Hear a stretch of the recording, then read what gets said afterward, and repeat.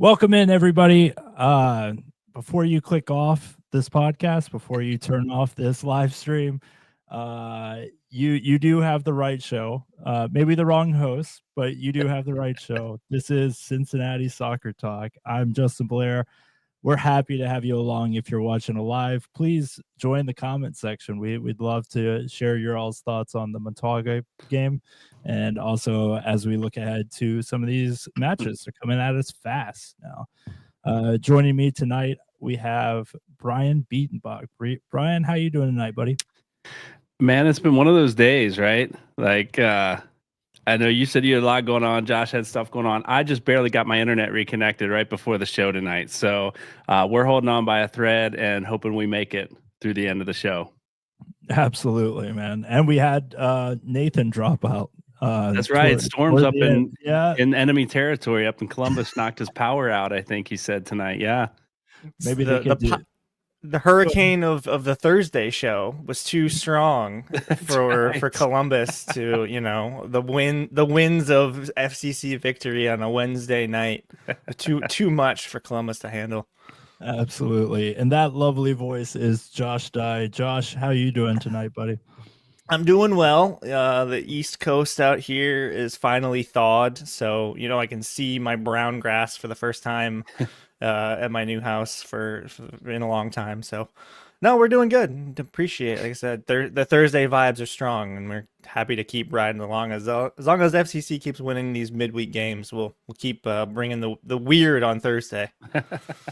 No doubt about the weird. We have speaking of weird, we've gotten a little weird over on Patreon. We're trying out some different things, testing out some new content for everyone. I hope people that are subscribed to Patreon are really enjoying it. We actually just recently got 3 new Patreon members, so I'd like to give them a shout out. Top of the show, it's Tim Sears, Alan Anott, and Adrian. Or see, there we go. There's the host vibes. Help me out here, Brian. Yeah, what are we, Adrian? That's that third name right there. Tim, Allen, and Adrian, thank you for your Patreon support.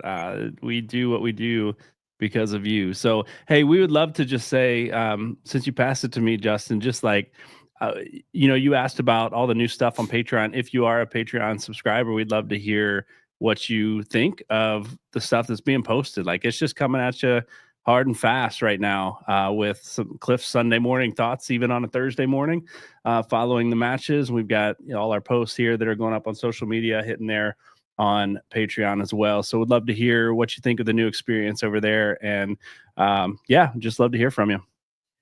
Yeah, absolutely. Thank you for filling in there. We're the hurricane hasn't flown over quite yet, so just bear with us tonight, folks. So tonight we're going to run down the game recap for the Montague match. We'll take a look a little bit at the next round of the CONCACAF Champions Cup. We'll kind of take a little temperature of where FC Cincinnati is currently in the 3 matches that they've played. We'll give you a little bit of a Philadelphia preview. We'll discuss some of that wonderful content that Brian mentioned in Patreon, and we will also have our final thoughts. So please, if you're in the chat, join in and have fun with it. We have a wacky, wild show. If you're listening in your car ride, hopefully the weather is better at that point for you guys. So let's get right into the game. Recap. We have the score line was 1-1 draw and a 5-2 on aggregate between us, and so thankfully, I mean, we handled business down there in Montagua, but there was no funny CONCACAF-ness that happened where Montagua come all the way back. Though I think a couple people were holding their breath a little bit after Osmendi scored that first goal. Were you one of those, Josh? I was not. It didn't. I prepped myself ahead of time, just being like, all right, this is 4-1. It's gonna be fine. This is gonna be a rest, recoup kind of conditioning day. I told myself I wasn't gonna really get bothered until unless they got like 3. Like once they get in within striking distance of a 1 goal, then I'm like, all right, I should probably care a little bit or pay a little bit more detailed work, all that. I wasn't worried. I was not worried. They looked in control most of the night, as you would expect, and no, it was nice to kind of have a little bit of a stress-free and kind of be able to focus on some of the smaller details, which is, important. But don't tell me the ball coming across the middle and Noah Adnan getting beat a second time by Osmendi, putting that ball in, just a beautiful run, a leap, and Loru just kind of watching it go past him, right? I thought, oh no, we're in for it tonight. Like, I wasn't worried about the overall score line, but I thought we're going to get pounded with this young back line. Guys we haven't seen, and Adnan now getting beat twice by the same guy in the same spot. I was a little nervous after that first goal. Yeah, well, luckily for all of us FCC supporters, Kevin Dinke saved the day in the 19th minute with I think one of the most underrated moments of the match was just how FCC won possession there. You saw Brian Onaga in a free kick situation just read the laissez-faire mentality of the golden or the blue Cyclones. So we get the Hurricanes, now we get the Cyclones. He was able to read that they were kind of lacking in any sense of attention or urgency, and he just jumped all over that, got the ball to bear. And then, of course, Dinke did what he did. So Dinke has now scored 3 goals in 3 matches. Is it time to declare Josh Dye's prediction correct on this $70 million transfer next year? Or are we just seeing kind of the product of early season not having a lot of scouting report on Dinke? Not so hot of a take anymore, is it there, boys? No, I mean, he looks good. I joke it's $5 million every time he scores a goal. And I mean, 3 for 3. That's pretty, $15 million. We're recouping already. No, he just looks good. Like, the movement was everything you wanted to see in that goal. Like, reading the defense, finding the pocket, sucking in a defender, and then overlapping his back shoulder. Like, it was the fluidity of his movement was something that we hadn't seen in a really long time from a striker, maybe if ever. And it's impressive to watch, because I mean, it's been broken down multiple games now about it's not even just his finishing, it's the deftness of the touch, which he took us. If you watch that goal back, he takes 2 touches. Yeah, like he takes that left-footed touch that kind of just glides, keeps the ball in motion. That how many times have we seen guys in the positions just take that first heavy touch and it caroms off and kind of eliminates the chance or whatever? Like, it was impressive to see, so delicate, and then of course the finish is it's striker's goal. Like, yeah. He's the complete package. Dude's a real deal.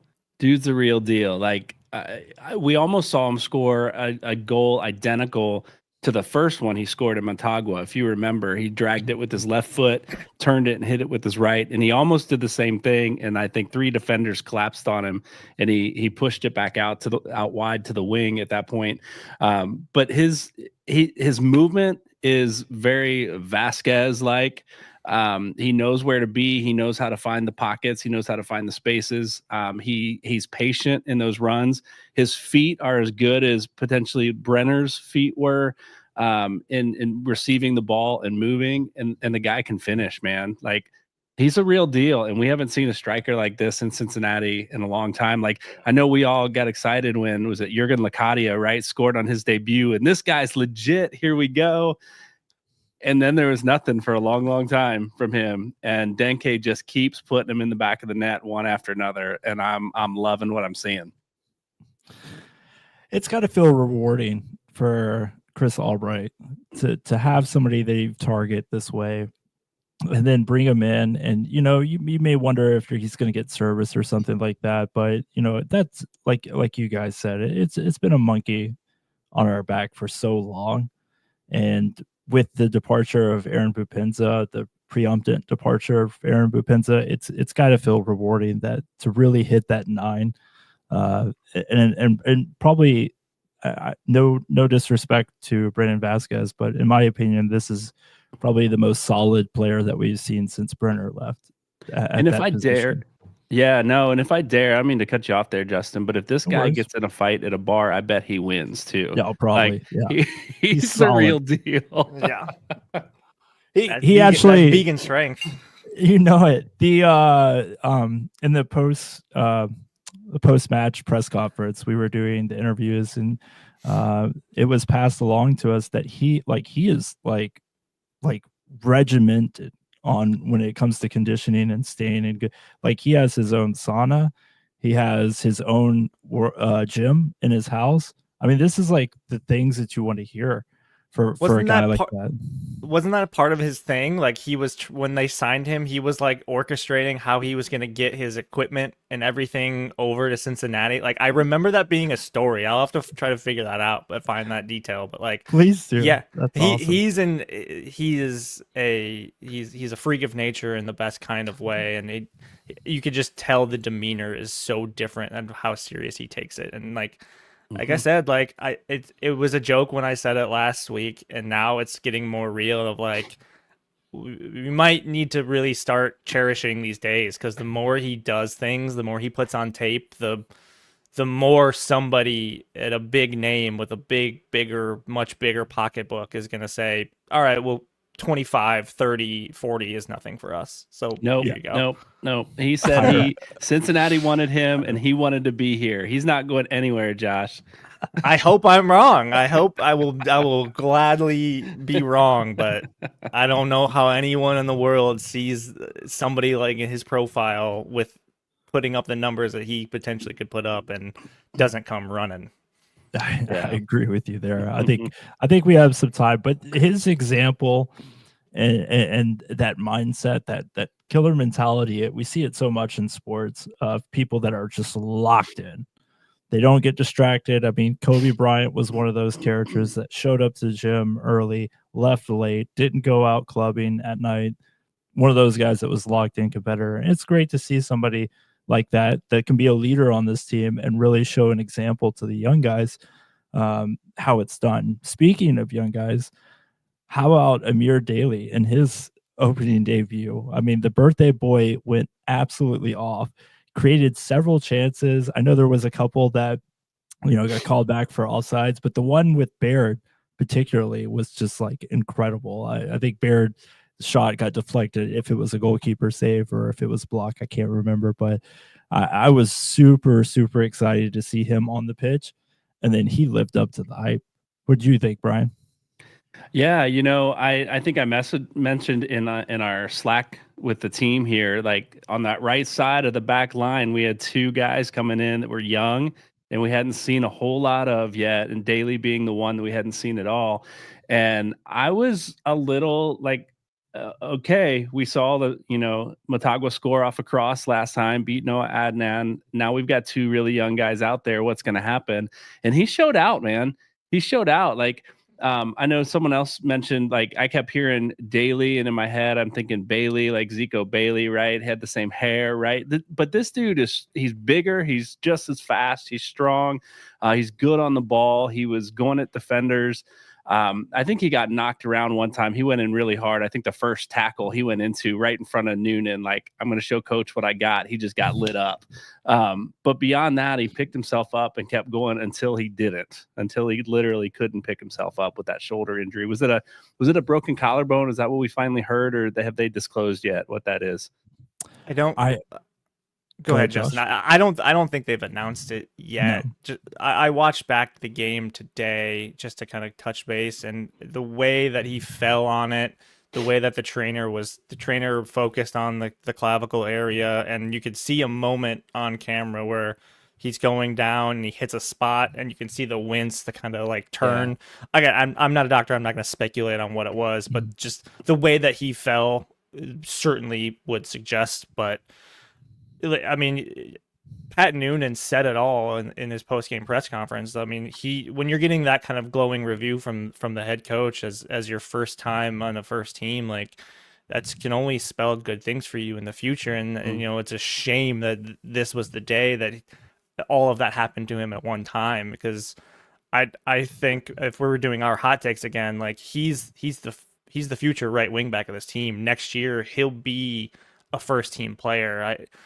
I want him to come back because I want him to be loaned in so that he can be on the hip of DeAndre Yedlin as much as humanly possible. Like I don't think you can have a better player in position there to learn from than DeAndre Yedlin if you're Amir Daly. And like, so even if he's getting recovery, even if he's doing whatever, like I hope he's taking that relationship or trying to build that relationship, because the way that the talent that we saw from him last night, the way he attacked a really good team, like that's Motagua is a good team in Honduras. Like it's not nothing. Yeah. It's just incredibly impressive from a young guy that I think next year he'll be a staple of the bench at least. Yeah. And I'm hoping that injury is more of a dislocation than a collarbone break. Like the way, I forget who the Motagua player was yanking on his arm. And when he turned and fell, his arm was tucked already, like in an awkward position. So no doubt he fell on it awkwardly and maybe did something else, but I think he was hurting before he went down. So yeah, I'm hoping for that dislocation. They can get that back in place. It'll be a quicker turnaround, I believe, than a broken collarbone. But yeah, I'd like to see him back out on the pitch as soon as possible. He balled out. Yeah, just the whole match. It's a shame that happened for a Daly, but the whole match just had good vibes, man. The FC Cincinnati, I mean, it was like 30 degrees last match at kickoff, and I mean it was like 60s. Yeah. There was, obviously a little bit of a challenge getting there for a 6:30 kick, but the weather conditions, the vibes, everything was great. But I don't think we're in for. I don't think we're completely beyond the cold, wintry mess that is Cincinnati in early March. So early March weather is pretty problematic with rain and the cold. So you definitely want to make sure that you have an opportunity to ensure that your HVAC unit is running properly. And our folks at Apollo Home, the sponsor of our show tonight, can help you out. That just peace of mind is worth $29 for a tune-up. They've been a great sponsor of us, long time. We can't thank Apollo Home enough for let's so quickly transitioning just as quickly. I wondered where you were going with that, man, and you went right into that. Read. That was brilliant. Good job. Yes. Professional. Not quite Daly's performance, but I'm trying. I would love to just ask, whoever's watching, what'd you think of the new players that we saw? We saw, and I know maybe we'll get into it a little bit more. We saw Daly, right? We saw Mboma, is that how you say it? Kenji. We saw Kenji out there, right? We saw Stefan Shirilla. That was his second match. We got him some time out there. I'd love to know what you think about the players, the FCC2 players that signed for this tournament. Just drop them in the chat. We'd love to share, love to see them, share them. Absolutely. And just like those players, we have to quickly turn the page.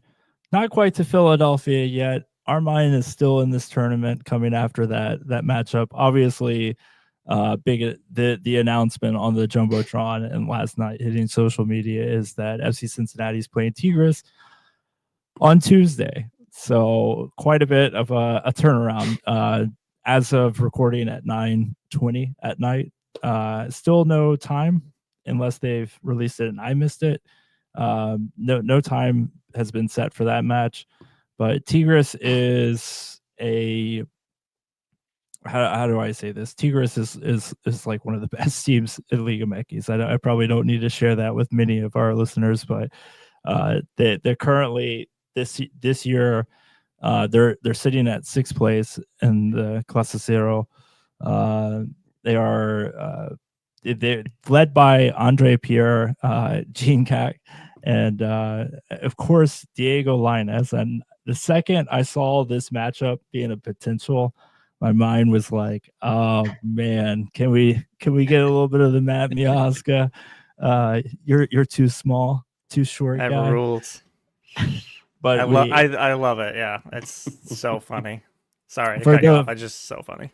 For those that may miss that reference, Matt Miazga years ago when he was actually playing or at least on contract for Chelsea, went in for a challenge against Lainez. Lainez took exception. This is an international USMNT versus Mexico match.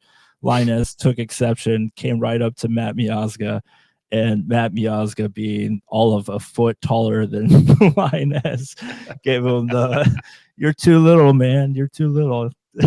So it's one of the coolest photos ever. If you have a chance, Google it. It's awesome. It's one of the. If Miazga's in the house on Tuesday night, will they, reenact that moment for a photo? Like that would be the perfect opportunity. Yeah, he went on, I think it was Hurt Gomez's podcast. Podcast, and he referenced it. I think they matched up in Europe one time for a couple different clubs, right? And they're good friends. They laugh about it a lot and stuff like that. So there's no heartbreak or frustration coming from that, but it's still a pretty cool sight. It's one of those iconic photos that will live in USMNT history. But beyond that, I mean, 3 matches in 6 days, like, do you think that FC Cincinnati has kind of set themselves up as of right now to kind of manage this load? I mean, Champions Cup is a pretty big deal, but having that quick of a turnaround, I mean, I have my concerns. What do you think, Josh?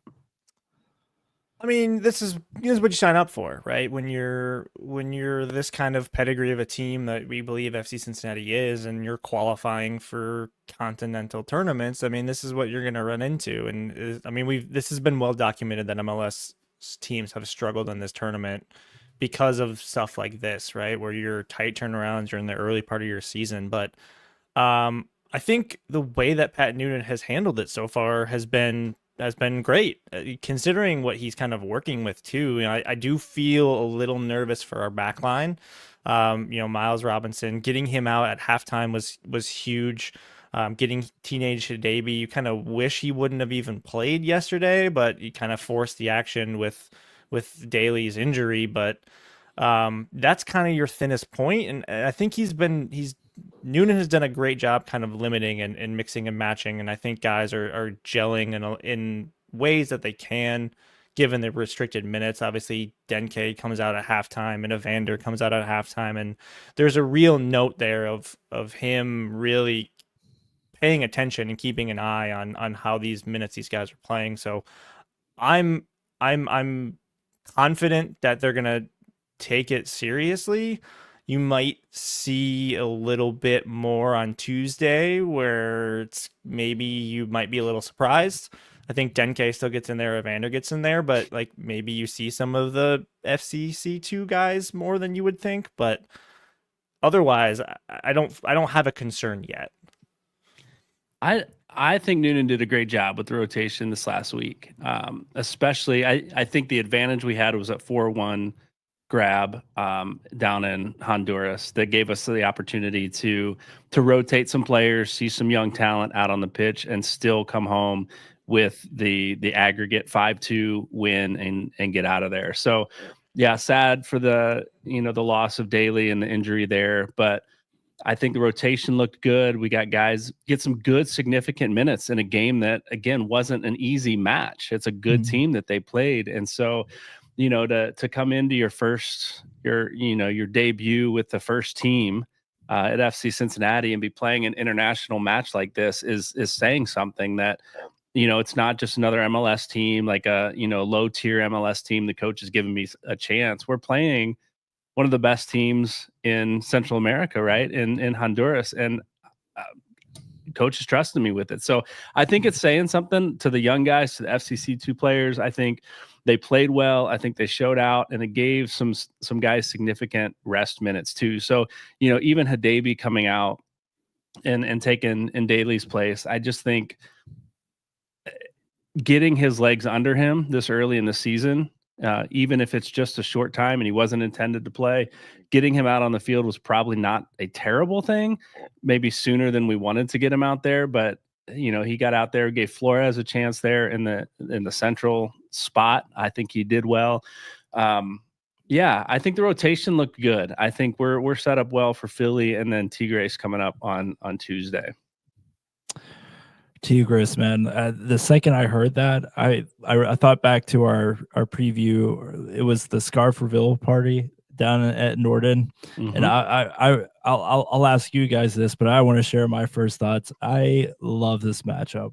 I think Tigres is really struggling to score goals consistently in league play, and they brought in, to give a little bit of backstory, they have brought in some incredible pieces to that team. They've spent like probably more than most teams in that league for sure, top 3. But they're just so disconnected. Like none of it makes sense. Like it's kind of like when FC Cincinnati went to the what did we call that? The Dutch ball, the Flying Dutchman, the Yapstam style of play with the pieces that we had on that team, right? It just didn't jive. It didn't make any sense. So I think that Tigres I'm really excited. I think as a big name and as a quality opponent to be playing, this is the one that I could have selected. What do you think, Josh? What was your first thoughts when you knew it was going to be an inevitable matchup?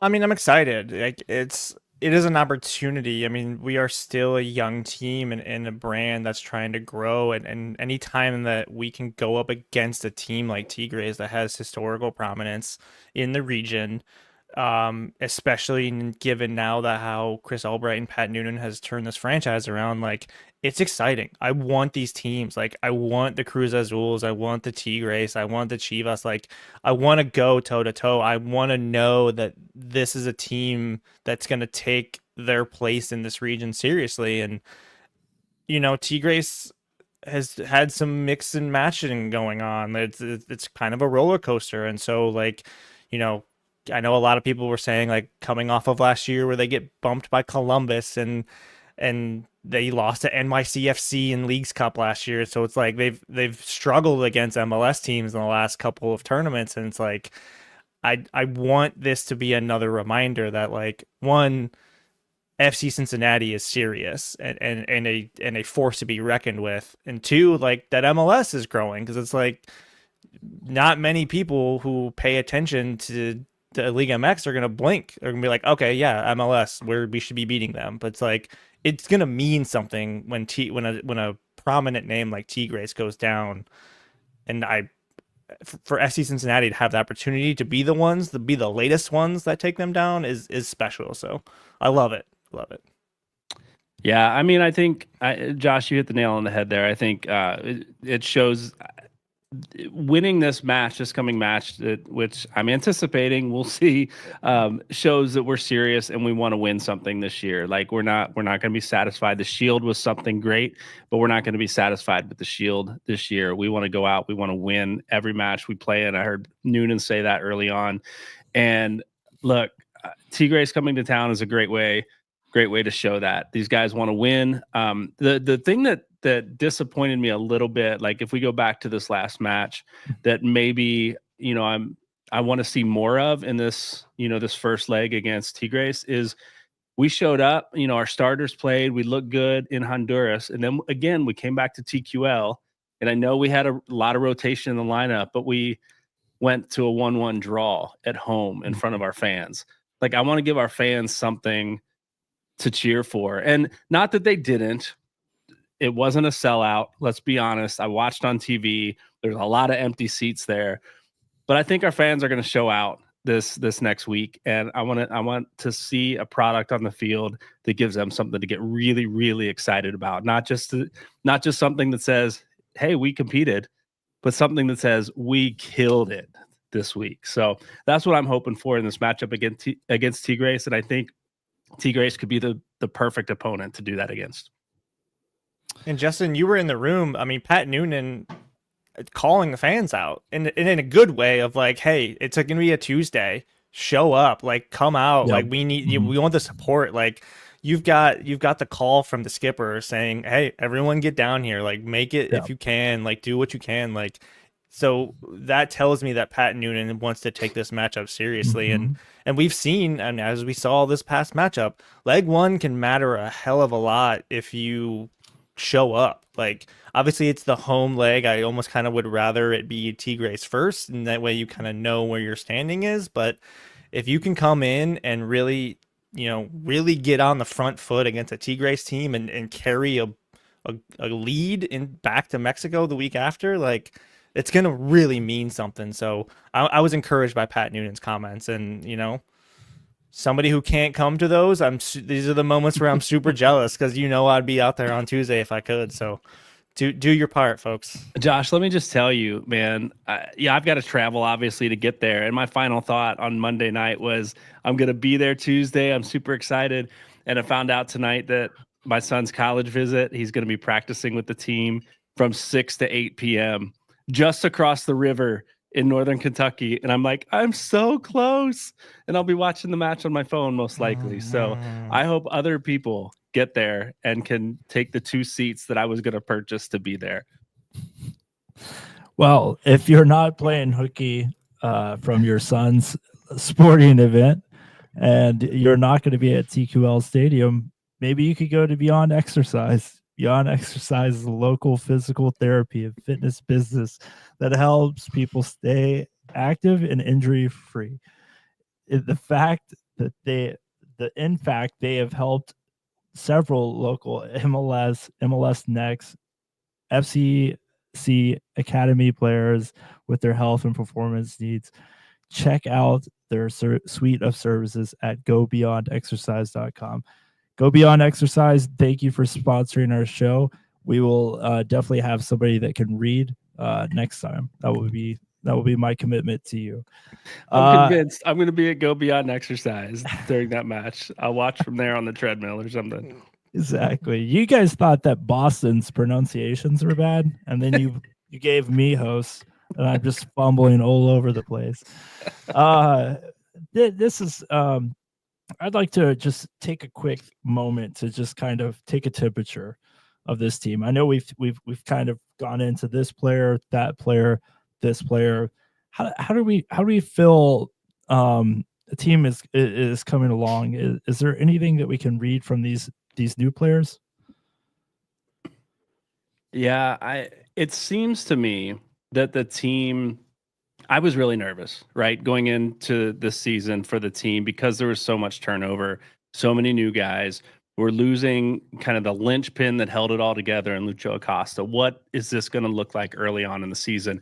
And I said it a few shows ago. I think the team is going to get off to a rocky start. They're not going to win early matches because of lack of chemistry, even though we may get Denke on the ball and getting some goals, right? But I'll tell you, I said I don't think they'll make a run for the Shield because of the early lack of chemistry. This team seems to be, again, like we said, Denke was the real deal. This team seems to be coming together quicker than I ever anticipated, right? And it may be I hate to say it, we had this chat before, Lucho Acosta, everything running through him seemed to be, again, it's like it's a funnel, right? Everything goes through that one piece before it releases in the attacking third. And this team doesn't seem to need that. We have Evander, we have Buka, we have Kubo, we have, Baird, right? Corey Baird is getting involved, getting that assist this week. So we've got different players getting involved in different parts of the field that it doesn't always have to run through the one individual. Now he was awesome, right? Lucho was great, but this team has changed the way they play, and coach has talked about that a lot, right? And so this team is going to make a run for everything this season, I think. And you can see it on the field. I think players are playing with energy. They're getting along. They seem to be clicking. Evander comes in, and the dude has chances to shoot, but he's making the pass through. He's trying to get those assists. He's going wide, crossing the ball in. I love that. An unselfish player of his talent getting on the ball and trying to shoot that ball across for some assists. I just think this team is hot. You know, if you're taking a temperature, this team is hot, and I think they're going to stay hot because they're just getting started. I agree. Excuse me. Did that choke you up, man? Did that yeah, you did. It was so passionate. It was so. It's like, oh, I felt it. I'll take a quick moment to shout out Corey Baird, because last week I was critical of him, and he was kind of a ghost out there floating around. So now that I know that he's an avid watcher and listener to Cincinnati Soccer Talk and took my words to heart, kudos to you, sir. No, he was impressive, and yeah, I mean, you nailed it. I think there was so much focus on Lucho being the game plan, and you looked at times when Lucho would be out, and it was the concern of like, oh crap, what do we do now?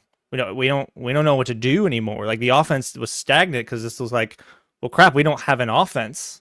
Like, how do we operate? And now it's so quickly pivoted and changed that you've got a Vander keeping his head up, making dummy flick on passes to Baird, and part of his game still that he seems snake bitten, but I mean that's a goal 9 times out of 10 on his opportunity there. And I think what I've been most impressed with has just been the quick adaptation of some of these new guys, primarily Brian Anunga. I mean, he was such a dominant ball winner last night that, I mean, to be able to take Obi off the field and lose almost zero talent-wise or space of a destroyer to come in and just ball hawk and press and be that bulldog that Pat Noonan wants in the midfield, like, he was just everywhere, and the goal started with him. I mean, he commits the foul and then immediately is boom, right back on the press, right back on him, and creating the turnover, winning the ball to Corey Baird, and then the rest, Corey Baird does his thing, and then the rest is history. But yeah, it's just incredible so far that there are still pieces, and what's crazy is there are pieces to this that are going to make things better. I mean, Luca Orshano has not stepped on the field yet, and like, that's going to be another dynamic piece that is going to add dynamicism on the wing, or in that second 10 role, or in that false 9, like, however they're going to operate in that space. Like, this team's ceiling, we said, was so high. And I know, Brian, you were bullish, or you were a little skeptical. I was more bullish because this is how I saw this thing happening. Like, I saw this as like, this is the opportunity for this team to be cohesive for the first time in a long time. And the early results say, like, all right, this thing is really real. Like, this thing could be really, really real this year. So this year, and apparently we're losing Denke for 70 million next year, right? You could buy a lot. You could flip that over, GAM convert, however many we can do, and let's go. You mentioned, we both talked a little bit about Corey Baird. The thing that I saw in Baird this week that I hadn't seen even earlier in the first few games that he played in, and definitely not at all last season, was it looked like he was playing with confidence, and like, he knew where to be. And I think that comes from knowing your teammates trust you, right? When he played with Lucho, and I think this was my thing with him last year, he just never seemed to run into space. He'd make the same run that Bupenza was making, or Kubo was making, or whoever in front of him was making. And I just wonder how much of that goes back to not knowing where Lucho is going to go with the ball. And so I'm just going to try and find space to run into, and the only space is right in front of me. Well, Kubo's running there too. Now what do I do? Baird looked like he was playing with confidence. Like, I don't know. I'm just excited to see what that could turn into, because I was not high on Corey Baird last year, like many of us were not. But he's playing a different ball game this season, and so I'm looking forward to seeing what he brings as they continue to progress and move the ball through different spaces on the pitch. I think Annie Wagner has the absolute best comment of the night. She wins. Everybody just go home. Powell had some good offensive plays yesterday too. Absolutely. Powell was an absolute dynamo toward the end of the match. I think every one of us was at the edge of our seats, just praying praying, wishing that Powell would put it through the net. Unfortunately, that for 3 seasons. it has evaded him, much like it evaded him at Philadelphia Union, who is our next opponent. Philadelphia Union, they lost pieces in the offseason. We were willing to put a fork in them. The mighty Jim Curtin's gone. Obviously Julian Carranza a little bit earlier into the 2024 season.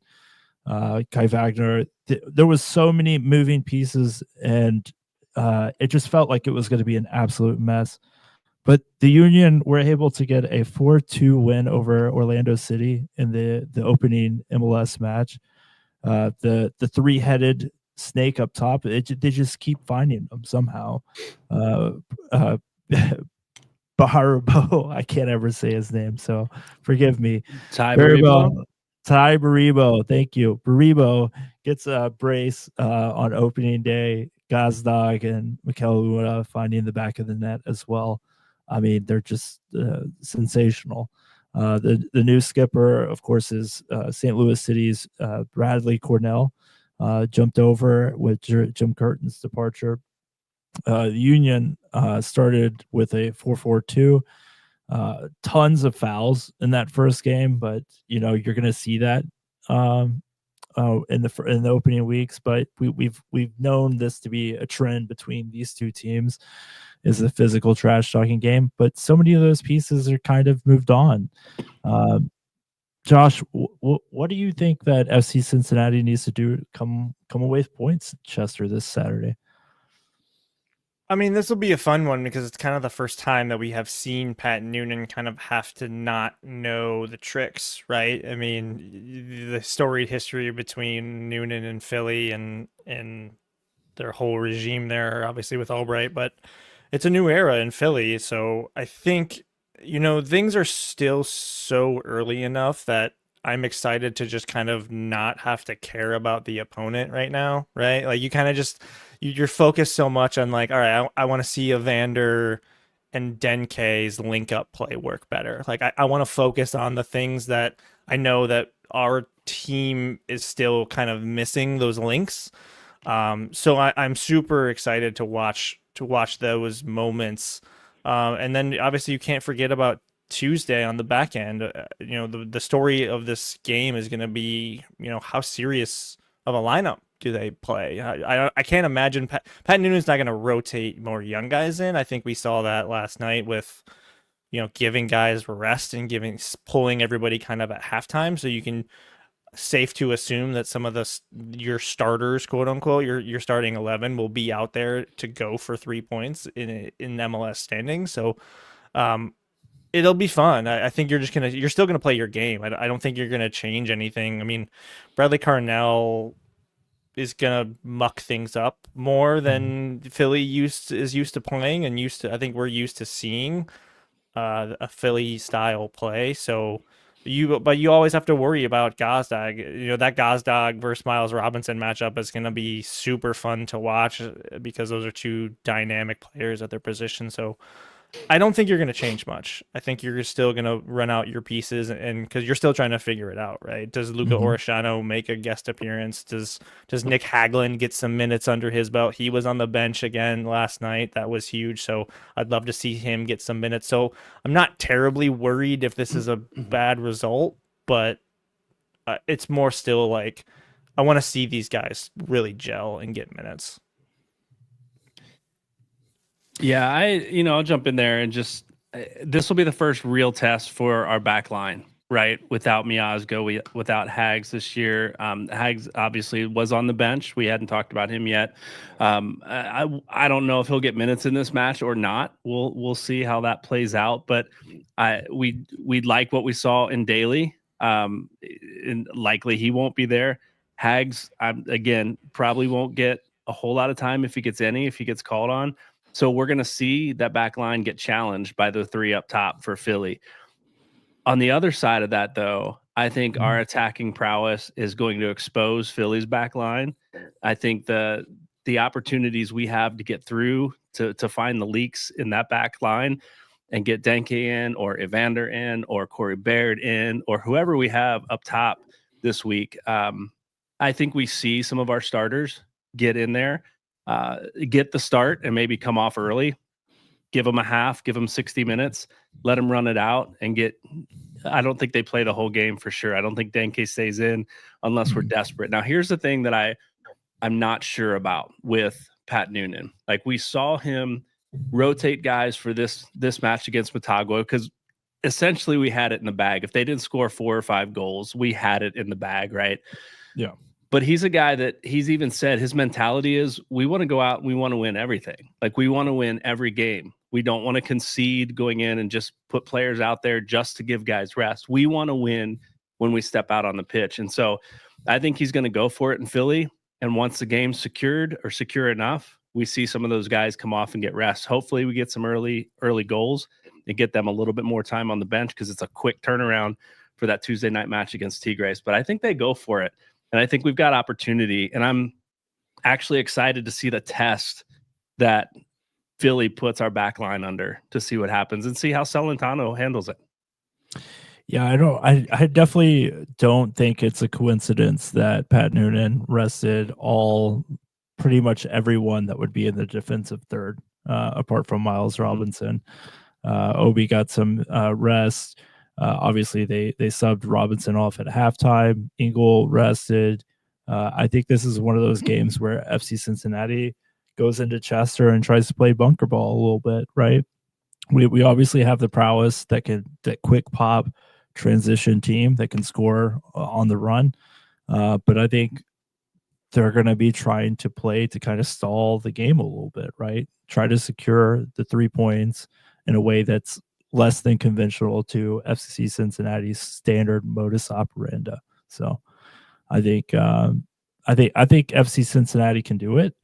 The question will be, is at some point you're looking, when you're conceding a goal, are you going to be thinking to kind of like prioritize the cup and just kind of, ship it in a little bit, or not? That's really where I'm at a crossroads. FC Cincinnati was 11-4-2 last year. That's 2, depending on how you keep the score. That is 2 draws, 4 losses, 11 wins. Last season on the road, do we think that FC Cincinnati will have a similar performance last year? Do you think we'll surpass that with what we've seen so far, or is it just too early to tell? I mean, I'll confidently say that the minimum they'll get is 10 wins. Now, do they get to 11? Who knows? Things get weird, whatever. But I think 10 wins, you're over. If you set the over under at 9.5, I'm taking the over. If you set it at 10.5, I'm probably taking the under. But things get weird with repeat history. I think because of the struggles that they had at home last year were really obviously the glaring thing, right? So if you balance out if you average it out, do you lose 3 more games on the road and counter it with 3 or 4 more wins at home? So that's kind of where I'd set it at 10 wins and be comfortable there. Maybe you get 2 less losses and a couple more draws, but Brian,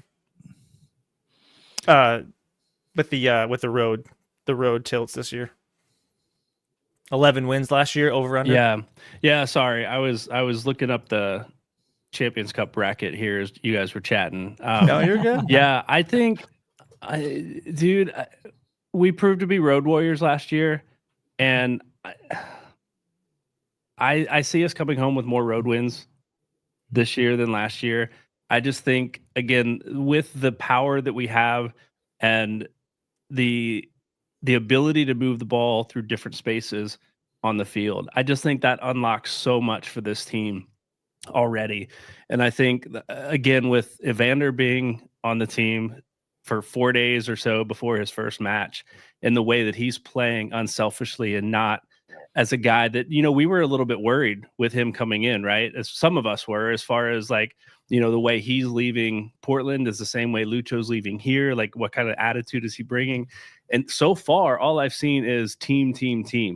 And so when you've got a team like that that's gelling, that you've got players of this caliber that are playing the way they are, man, I don't see us dropping a whole lot of games this season. We're going to lose some here and there. Honestly, we will. It happens. It's the game. That's how it goes. But I think we bring home more road wins than we did last season. Yeah, I think it's going to be difficult. I think the East is kind of, I'm going to be honest, the East, in my opinion, I think there's two teams that stepped up, definitely Atlanta and Charlotte. But I think the floor for the East has really fallen. So I think we'll have a good chance at matching that or surpassing 11 games. It's still early, and obviously we're going to have a lot of matches, a lot of cup competitions that we're going to be dancing in and out of. But I think FC Cincinnati can do it. Hey, if you guys like what you're hearing tonight, and you know, check us out on our social medias and website, you know, please, if you want to contribute to us, please head over to CincinnatiSoccerTalk.com/support. From there, you're able to sign up for our Patreon page, and signing up for the Patreon page gets you in on the Growler Cup. Growler Cup is a competition that we basically pick 'em, and fortunately, none of us are any good at it, and a CST staff aren't eligible for the prizes anyway. So if you'd like to support some of these wonderful content creators, writers, journalists, photographers, social media guys, the list goes on. So many wonderful people that work with CST. We really appreciate any contribution you guys can have. It really helps us provide additional software and equipment to our team so that they can create the product that they're happy with. So that's really what we focus on here at CST. So we really appreciate everyone that has contributed to that. Speaking of CST content, it was kind of a wild week. It was a lot of games and a lot of stuff. So I just want to highlight a few of these. Chrissy QV was had an amazing little video that popped up of the new food TQL Stadium. So if you guys want to check that out, head over to the social medias or go to our website and kind of see her write up on it. Nathan Forrest will be having an interview here coming up soon, and I think you guys are going to want to tune into that. There's a really awesome guy. He's going to be doing the play calling for the King's Hammer, and he's the guy that's got season tickets to the Bailey. So you're definitely going to want to check out that guy. He is a fun character. Brandon Wolf, our appreciation as always, killing it on the social media team. All these not all of them. There's some great graphics people, but you know, Brandon's done a fantastic job with our watch alongs for road matches. So if you're interested in watching along with some wild and crazy people this Saturday, please check out right here on the CST channel, Brandon Wolf's watch along for that. It's a lot of fun. I get in the chat and try to stir up some stuff. So Cliff Adams, his Sunday thoughts have found a new home over on the CST Patreon, but don't fret, it is free. It is viewable to the public, so you can still read Cliff's Sunday thoughts or Thursday thoughts on what FC Cincinnati's performances were, what he generally observed in TQL Stadium. I love reading Cliff's work. He's so eloquent with the words, and he sees a lot of stuff that a lot of people don't. So I love how Cliff's mind works. And then as mentioned, the Growler Cup. And if you think this was the best hosting operation you've ever seen in your life, come over to our friends at the Free Kick Podcast, going live immediately after this. Todd Lewis is inviting me on. I'll be over there basically just talking FCC with Philadelphia Union guys. So I'll definitely drop a link at the end of this chat. All right, guys, we've made it through. You guys survived. The audience and my co-host entirely. If you're listening and if you were listening to this on the ride into work, I'm sorry that this chaotic mess is how you started your workday. The final thought that I wanted to do in honor of our Growler Cup competition, let's put on our Growler Cup hats a little bit here. Let's get into some dirty deeds, some Vegas lines here, and give our prediction for the Philadelphia match. Is FC Cincinnati going up 5-0 on the Union this weekend, or are we coming back from Chester with less than a point? I'll pass it over to you, Josh. Yeah, because this will probably be the one Growler Cup pick that I remember to make this season.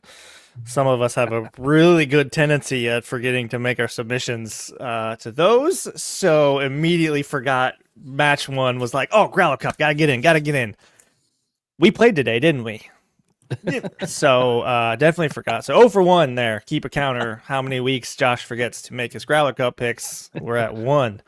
2-1 victory, I will say, for FCC this week in Chester. I think Noonan was smart. Like I said earlier, he was smart with the rotation. He wants to beat these guys. Like this is a personal game for him, for Chris Albright. Like I think part of that goes into it. Obviously their buddy's not on the sideline anymore, but they know a lot of people and they want to win this game. And I think this screams a Kevin Denke brace game. If you want to play even further into that, how about a Kevin Denke brace to get a 2-1 at halftime, and then they stressfully see this one out, but they get it across the line for 3 points. I'm gonna jump in there and go next because I don't want to. Yeah, I don't want to end on a sour grapes note. No. But I'm gonna have to be the bad guy. I predicted the Philadelphia Union to finish first last year, so my predictions are historically horrible. I think the Union do it. I think the Union had FC Cincinnati in that Leagues Cup matchup kind of figured out. Obviously, a lot of things have changed, guys.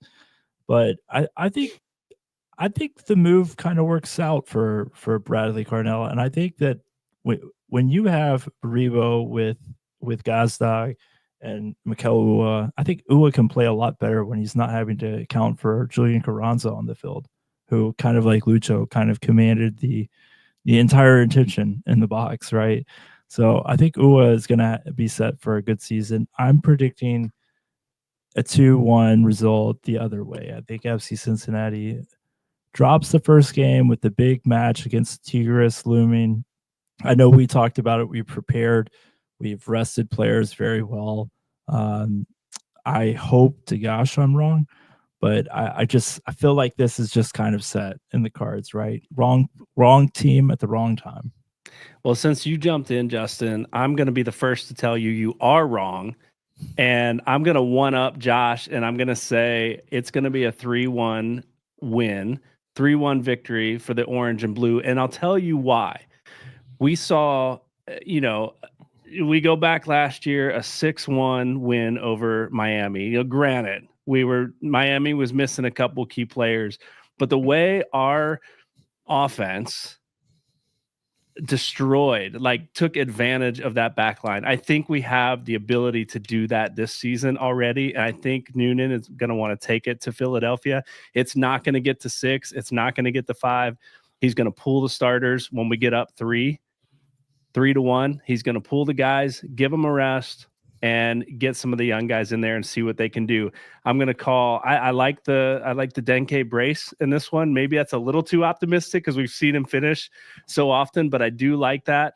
I think Corey Baird's going to again almost score another goal, and so close every time. So close. Always almost. That's what I call him. And I think who gets the third one? Man, I'm gonna go with maybe Buka gets his third of the season. I think Buka puts one in. 3-1. Good guys. Well, there you guys have it. Cincinnati Soccer Talk. We appreciate having you along for listening and for subscribing to us. We really appreciate it. Be sure to check us out on Monday night's live show. We also, I failed to mention it before, but tomorrow in your RSS feed, you, my friends, will get jersey swap. Jeff Tebbets is sitting now with JP Zapata. Great interview as always. So really enjoy that. You can kind of get the Philadelphia Union perspective. So that's all we got for tonight, folks. Thank you so much, and we hope to see you next time.